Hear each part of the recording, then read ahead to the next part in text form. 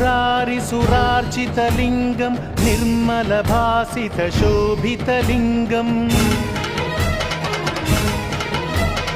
जन्मज दुःखविनाशकलिङ्गं तत्प्रणमामि सदा शिवलिङ्गम् देवमुनिप्रवरार्चितलिङ्गं कामदहनकरुणाकरलिङ्गम् रावणदर्पविनाशकलिङ्गं तत्प्रणमामि सदा शिवलिङ्गम् सर्वसुगन्धसुलेपितलिङ्गं बुद्धिविवर्धनकारणलिङ्गम्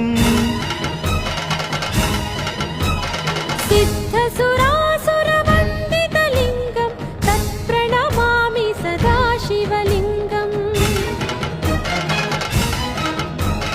कनकमहामणिभूषितलिङ्गं फणिपतिवेष्टितशोभितलिङ्गं दक्षसुयज्ञविनाशनलिङ्गं तत्प्रणमामि सदा शिवलिङ्गम्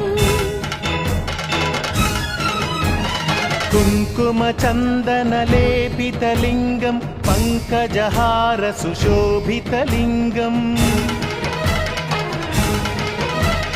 सञ्चितपापविनाशनलिङ्गं तत्प्रणमामि सदा शिवलिङ्गम् देवगणार्चितसेवितलिङ्गं भावैर्भक्तिभिरेव च लिङ्गं दिनकरकोटिप्रभाकरलिङ्गं तत्प्रणमामि सदा शिवलिङ्गम्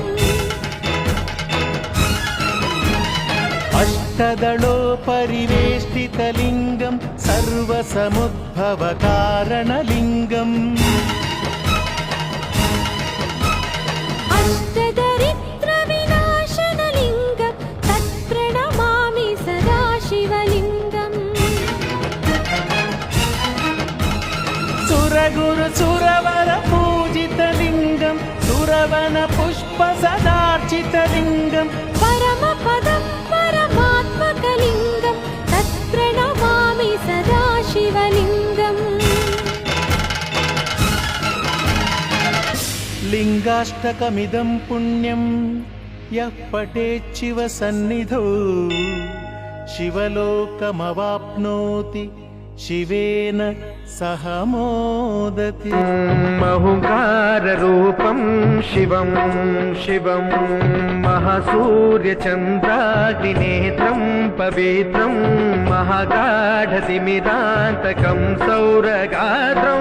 महाकान्तिबीजं महादिव्यतेजं भवानी समेतं भजे मञ्जुनाथं। शङ्कराय च मयस्कराय च नमः शिवाय च शिवतराय च भवहराय च महाप्राणदीपं शिवं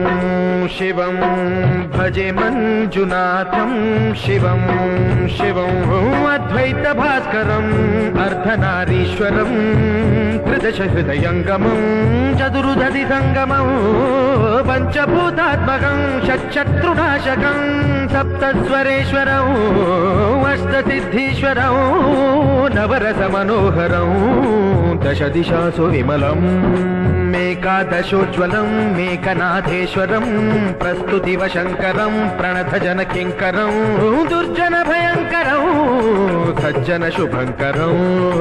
वाणिभवतारकं प्रकृतिहितकारकं भुवनभव्यभवनायकं भाग्यात्मकं रक्षकम् ईशं सुरेशं ऋषेशं परेशं नटेशं गौरी